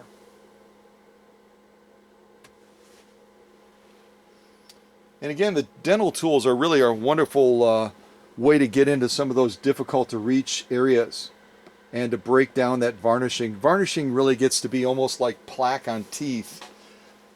Just brushing it away or something like that is not going to be sufficient. There's multiple phases to servicing a mechanical component like this embroidery kit that I wasn't even able to fully document through these pictures. But again, look at the transformation of that embroidery kit as far as the appearance, the cleanliness of it, and then the result of all that gunk ending up in that basin down below. So if you have a machine like this and you've never done or never attempted to do a deep cleaning and service on that embroidery kit, you really should. Or send it to the workshop. Send your machine to the workshop and let me spend the 12 to 14 hours, actually closer to 16 hours, on a machine like this to get it to where it needs to be. Look at way deep into that embroidery kit, all of the junk still that I haven't been able to reach yet. Just highlighting that with a flashlight.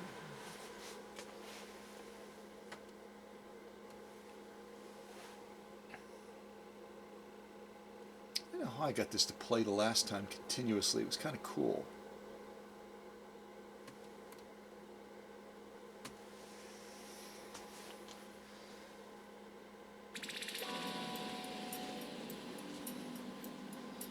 And there's an embroidery kit that has been fully deep cleaned and restored, and it's now ready to, as you witnessed in the premiere today, it's ready to get the job done and function exactly as it was, or better, when it left the factory in Kaiserslautern, Germany. And all that crud is out of the machine now, thankfully. What a difference, huh? It's a striking difference. It's a striking difference.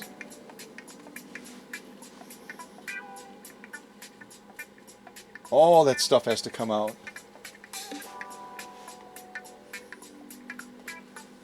That Q-tip is just soaked in garbage and junk that came out of that embroidery kit. Look at that. It looks septic almost, doesn't it? Yuck. Yuck. Yuck. Oh boy, there we go. All that stuff is going to go away. All that stuff is going to go away. More springs and relays off of the cam stack. Primitive cam stack, I should say.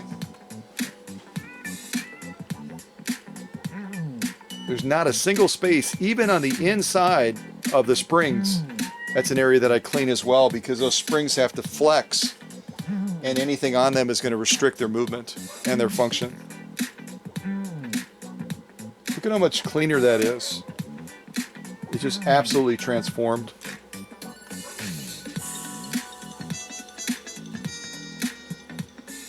Making some adjustments on it as well, because it's a mechanical device. It's got to be adjusted.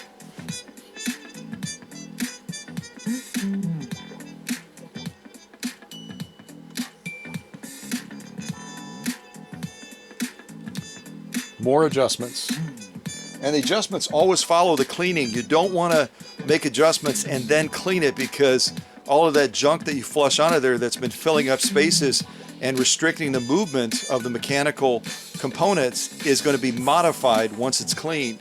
So you get it clean, then you make your adjustments.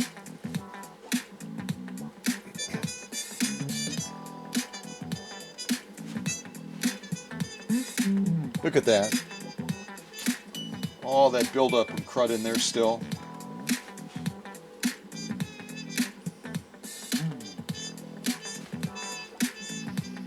Yeah.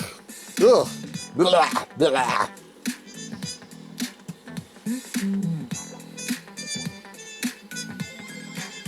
magic of the dental tool. Oh boy. Yeah, now she's looking like she's supposed to be looking. Distant shot, chaos, organized. All kinds of stuff going on. Herr Obermeister, yeah. Rocket, baby, rocket.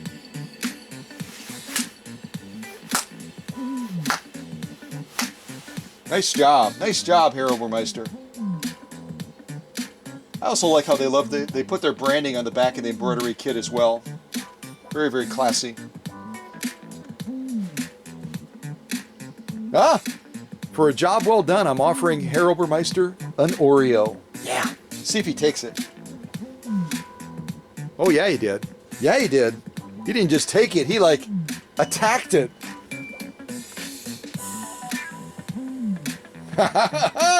Such a little mouth and such a big bite. That's downright impressive. And more work on the motor. Again, you're not going to get this if you take your machine to a local service center. This whole project on Alberto's machine, between the servicing, the deep cleaning, the repairs, probably about 25, 26 hours compared to the 45 minutes that they're going to spend on your machine at a local service center. And I'm using a special acid-based solution here to get a lot of the junk off of the copper that's part of those wraps. Look at how much brighter they're getting. They weren't really that bad, but when you start to clean them, you notice that what you thought was pretty good all of a sudden isn't as good as you thought it was.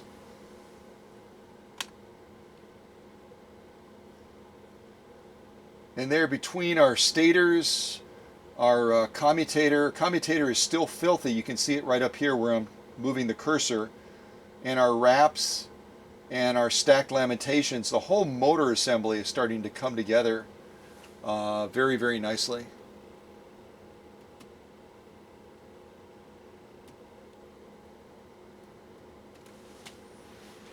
Starting to come together very nicely. Now we're starting to focus on the commutator. The commutator is critical because it's what the motor brushes run over to initiate that electrical field to drive the motor. It's a combination of electricity and magnetism. And if that's not clean, you're going to be starting at a disadvantage from the very beginning. Does that look different? That's after. That's before. It's huge. It's a huge difference. And again, the average service center is never ever going to pull a motor apart like this to do this critical deep cleaning to optimize that motor. They're not going to do it. Putting that motor back together now.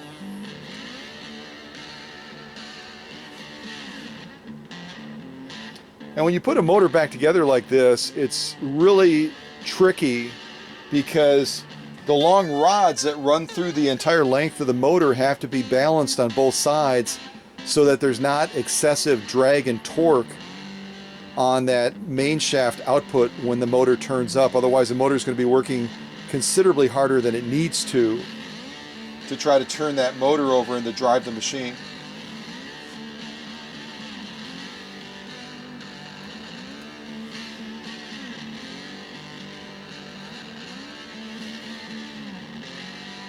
Here's part of that balancing that I'm doing right here.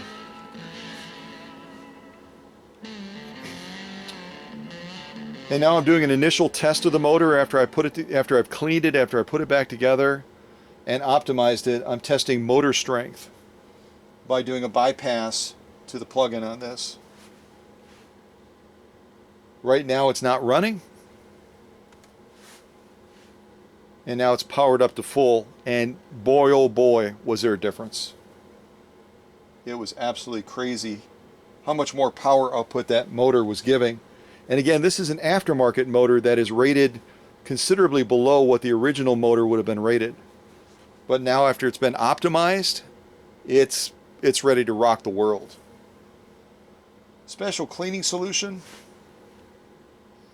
that I'm using now to get get the body of the machine cleaned up again and just get it more presentable. This again is going to be an heirloom piece given as an inheritance gift to Alberto's granddaughter on behalf of the great-grandmother, and I wanted it to look presentable. You see that again on the back of here, on the back of the embroidery kit. This is the before. See how it's all cloudy and crusty looking? And this is the after. And that's only the after the first round of going over it. I went over it several times. See the difference? It's starting to pop back through again.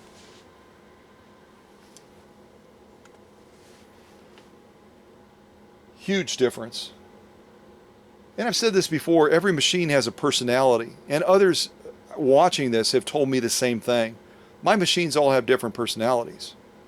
Well, the better a machine feels about itself, the better it's going to perform.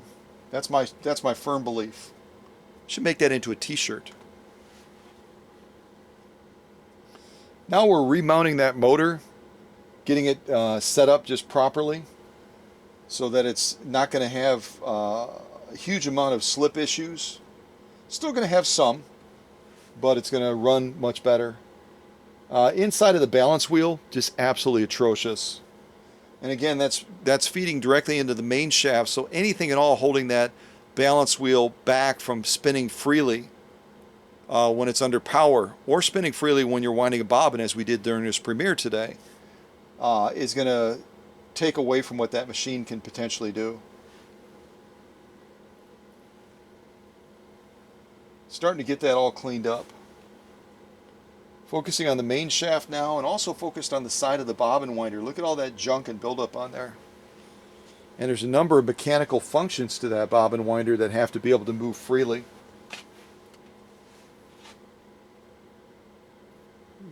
That is obviously not the way it's supposed to look. And again, the only way you can access that is to remove the clutch, the balance wheel, the clutch retainer. And guess what? Never, ever, ever going to happen in a standard repair shop or a service center. Your machine is going to arrive looking like that, and it's going to leave looking like that. But again, if you take the time and you make the investment of getting the machine to the workshop, every aspect of that surgically, I'm going to deal with it so that it ends up looking like that. Does that look different than what it looked like before? That's the after. That's the before.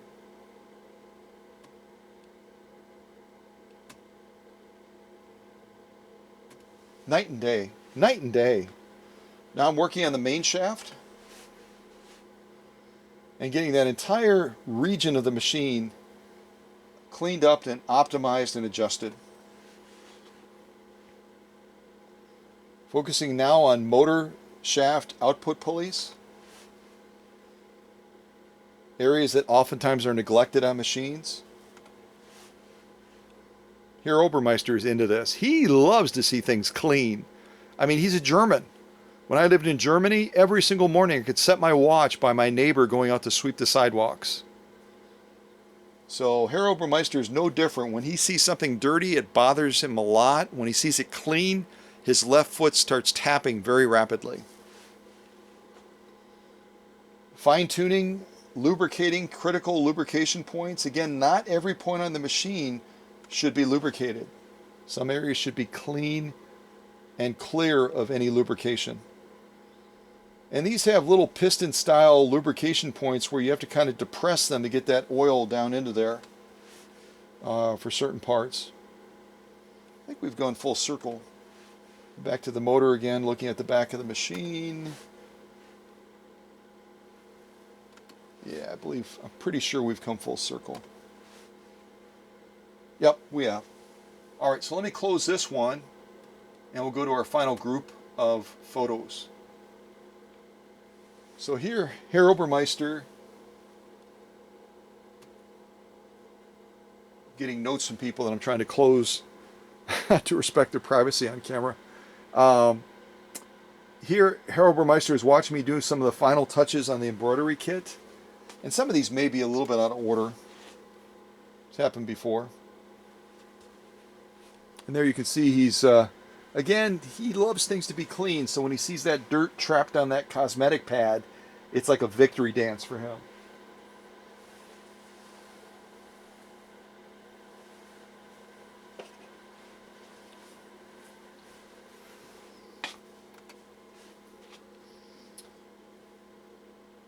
Here, evaluating the pulley tension and also the pulley alignment so that the belt running over the balance wheel is running true and straight. The number of adjustments that have to be made there.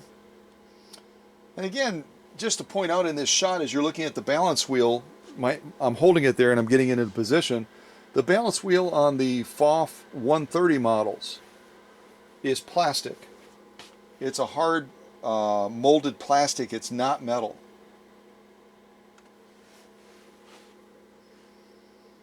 And we've got the belt lined up now. It's running true. Harold Burmeister is verifying that. And now we're getting ready to get the machine. Final phases like the clutch release and that all cleaned up and getting them back into position. So that's the after. Look real closely at this area right here. That's the after. That's the before. See all that crud on there? Harold Burmeister is not looking happy. Now he's happy. Yeah, he is. Stop action clutch. Filthy on the inside. And now transformed, like the phoenix coming out of the ashes. And you can see Harold Burmeister's Q-tip swabs are filthy. Good job, sir. Good job. Sehr gut. Fantastisch. And there we're looking at the side of the balance wheel. Again, this is all plastic. This is metal, our stop action. Clutch release. Focusing on the faceplate now. A lot of areas to address in there. All of this varnishing buildup on here, both by the presser foot bar, presser foot spring, presser foot release, needle bar. All the different components have to be cleaned and restored. And I don't know how Harold Burmeister is able to balance like that, but he's quite an acrobat for a man of his age. Yes, he is. And there, Harold Burmeister is helping me with the presser foot lifter to make sure that everything is free and moving there. Nothing's binding, nothing's... And you can see over here, this has not been cleaned. This over here, Harold Burmeister and I have cleaned that entire region of the faceplate area. The spring, presser foot bar, presser foot release, all of that area has been brought back to the way it should be. It's a huge contrast there, isn't it? Now we're focusing on the other side, closer to the needle bar. That area now is restored and cleaned properly. Adjustments are made and it's going to be running optimally. And there's Harold Burmeister posing with his dental tool for a job well done.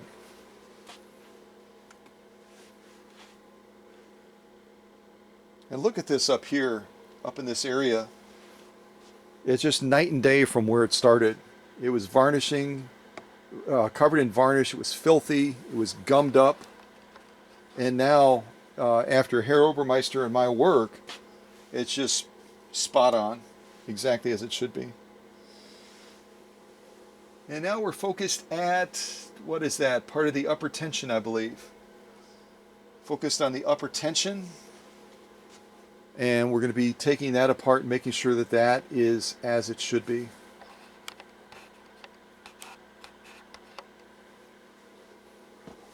Pop a little bit more music on. The last one we just heard is called Backwoods Barbecue. This one is called Three Wise People.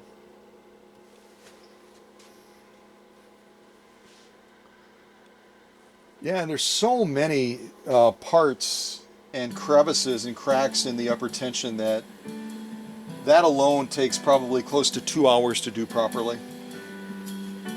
Look at that. And again, if you go into a local service center or repair shop, your machine is going to go in looking like that, and it's going to come out looking like that, because they're never ever going to take the time to clean it. Now this is all the rear of that upper tension assembly, and this is one of the main pin releases that there's actually a two-phase pin release on this tensioner. A short little pin release that goes on the inside of the assembly, and then this longer one that projects towards the rear of the machine and engages that presser foot lever. Look at how filthy that is. How in God's green earth is it going to function as it was intended to do when it's looking like that? There's just no way. And I have no doubt that Alberto probably had this machine serviced a couple of times. But they don't focus on these areas that are so essential to the machine operating at the top of its game. Look at how intricate that is. All the parts, all the crevices, all the cracks, all the areas that have to be deep cleaned and optimized. One of the most central parts of the upper tension, and look at all the varnishing and buildup in there.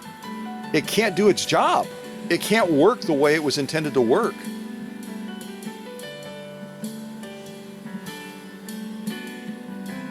Also, there are a number of adjustments on the upper tension as well with that take-up spring that's going to allow that thread to advance to make sure that it's functioning properly. All those areas, and this is the part that would face in towards the machine, out of sight, out of mind, but it has a huge impact on how that part of the machine functions. Crazy, right? Yeah.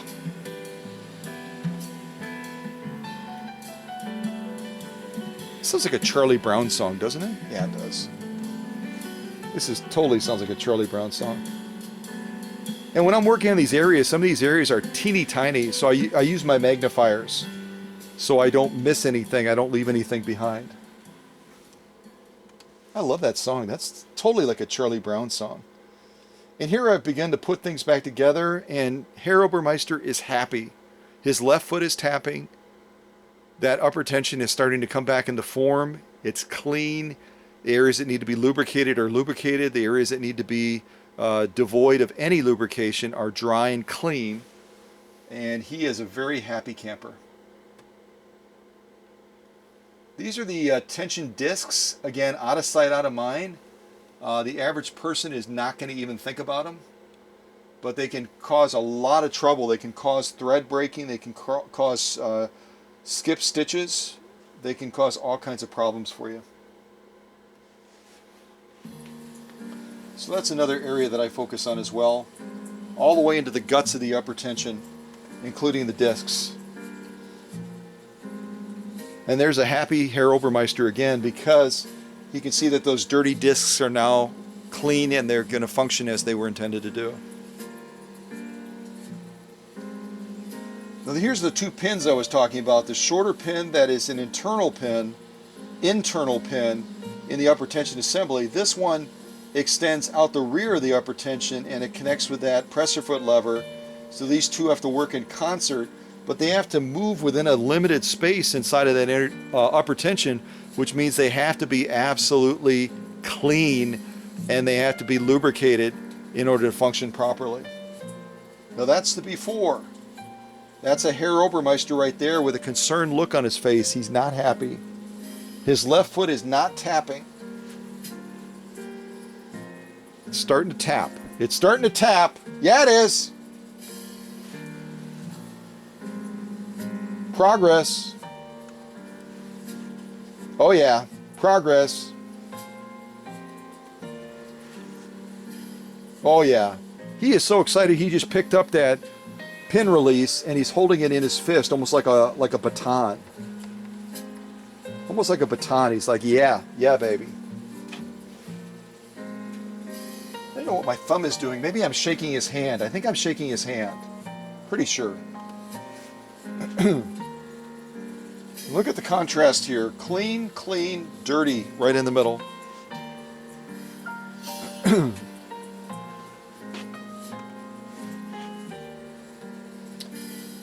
And Herr Obermeister is my final inspector. So I've gotten both of those critical pins that are part of the upper tension clean. They've already been lubricated, not saturated in lubrication, but they have a light layer of lubrication on them. And I'm holding them up so Herr Obermeister can either frown or he can tap his left foot. And you can't tell in this still shot, but it's tapping. Yeah, it is. More parts of the upper tension getting the critical deep cleaning and restoration that they need. This is a critical spring that's part of that upper tension, and sometimes over time people will manipulate those springs. They'll either compress them or they'll stretch them, and that will affect how well that unit works. It has to be exact, and that's what I'm measuring with the mechanical caliper. More parts being cleaned, more parts being restored. And again, I'm always aiming to be better than factory. Again, when machines like this, even in Kaiserslautern in Germany, are racing down that assembly line, and there's a certain quota that they have to make every day, and the workers will have good days and bad days, and it's different times of the week. The weekend is coming, or as the Germans say, the Wochenende, the end of the week is coming. They'll be more dedicated, more focused, more distracted, less distracted, and things will be missed. In the workshop, I take my time, and that's why my process takes a lot longer than some people really like. But they want that standard, they want that excellence, and that takes time. Look at the difference. Remember how that looked? Look at how it's looking now. Final phases. I've reassembled all of those tiny little components of the upper tension. Everything is perfect, and it's going to be able to do its job. All the way down to the point where those pins go in, even working a Q-tip into that space and getting all the extra varnishing out. That's what you're seeing on the end of the Q-tip swab. Also using a special dental tool with brushes to scrape the inside of there as well with a solvent. I try not to miss anything, folks, but that's why it takes so many hours to do these different phases, and I'm not even capturing all the phases in these photos. So here again, getting that pin assembly back in so that the upper tension can work with that presser foot lever. Putting it back together, getting everything just perfect. And it's not a matter of just slapping parts back in. They have to be aligned properly. Certain parts have to be dry, certain parts have to be lubricated. That's a happy Herr Obermeister. And I don't know how he's holding that screwdriver, but it's pretty doggone impressive. I'm impressed anyway. Well done, Herr Obermeister. Sehr gut. And now we're focusing on the pretty side of things. Again, this is going to be a special gift of inheritance. So I spent quite a bit of time on the faceplate, which is a central point of the machine. And Herr Obermeister, I think he was straightening his hat in that faceplate because it's like a mirror now. Sehr schön, Herr Obermeister, sehr schön. Herr Obermeister inspecting the needle and presser foot bar. And we're going to be going after that along with the feed dogs. Getting all that area cleaned up now. Big difference. Feed dogs are so central to material movement. And all of that area has to be cleaned up. That's a huge difference, folks. That's a huge difference. Huge difference. And I hate to repeat myself over and over again, but there's no way you're going to get this level of servicing that is so essential to your machine, taking it to a local service center. That's why folks from around the country, around the world, will send their machines to the workshop, because they don't want mediocrity. They want that machine to be looked at surgically, and when it comes back to them, they want that the machine to be running as well as it possibly can. And again, Herr Obermeister has done a great job. He's worked very hard, and he's earned another Oreo. Presser foot attachment, making sure that that's cleaned as well. Also, a lot of people don't realize, but a number of the PFAFF presser foot attachments, in particular, the universal one like this, has a spring release on the back of it that allows that presser foot to flex up and down and forward and back, and that requires a lot of deep cleaning as well, that part of the presser foot attachment. And if you didn't notice, his left foot is tapping. Presser foot attachment is clean. He's holding his sword of victory with that dental tool, and a job well done. Final inspection, making sure everything is good to go. Herr Obermeister doesn't miss a thing, I'm telling you, he doesn't. Now we're looking at that tensioner on the right side of the machine that's so essential to winding a bobbin. You actually witnessed us using that today during the premiere when the bobbin ran out. Look at how it started. Ugh. And that's the way it's supposed to look.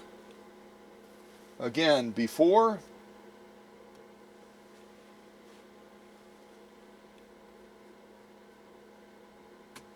after. Try that again. After. There we go.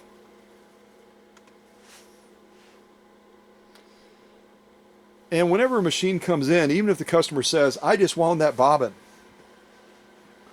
I never ever will try to finalize a machine and optimize a machine using the thread that the customer sends, particularly if the age of the thread is unknown, or the environment that the machine has been in has been real oil rich, maybe say a sewing room right off of the kitchen. All of that thread comes off, the bobbin is cleaned, the bobbin case is cleaned and lubricated as it needs to be, and then brand new fresh thread goes on. So Herr Obermeister is just playing with the old thread, which clearly you can look at that thread and you go, holy mackerel, that is like original thread right there. Tilting the machine back now and servicing the bottom of the machine as well.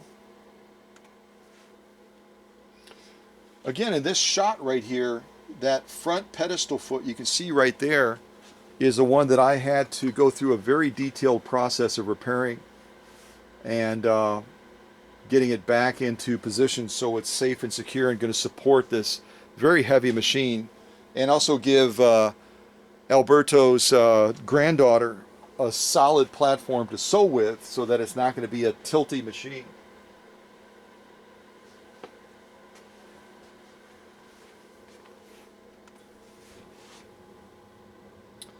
And I had those repair shots in another shot on Facebook, which I did not specifically pull up, but you can seek them out. But it's a very, very delicate process to repair a pedestal foot on a machine like that, because this is cast metal and it's very porous and it's very prone towards cracking. So the drilling I had to do on that to give reinforced rebarb support to it, those drill bits are basically the size of dental drill bits like you would see in a dental office. And I think we've come full circle. Yep, we have. So that just gives you an idea of a portion of the project that I captured on these photos. Again, it's not complete.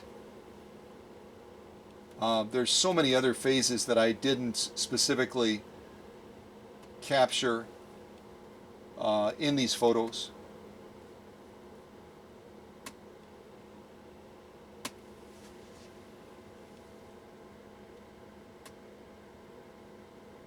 I don't know if it's going to play or not. My internet might have gone out.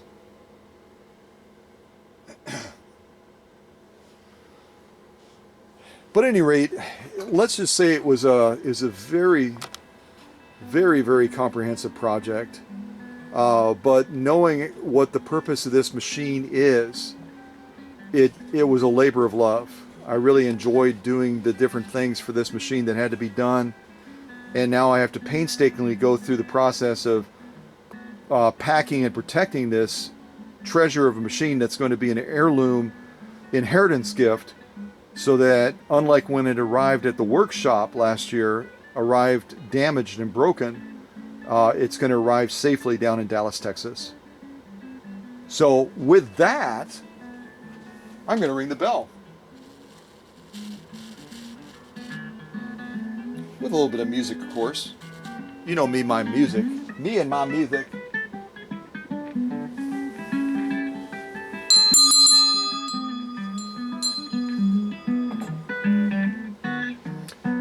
Well, Alberto, thank you so much for the privilege and honor of preparing this machine for your granddaughter. That's going to be given to her on behalf of the great-grandmother of this little girl, if I understood correctly. And I just hope that you have improved health and vitality and can enjoy many years of watching your granddaughter sew away on this incredible PFAFF 130-6 with this embroidery kit.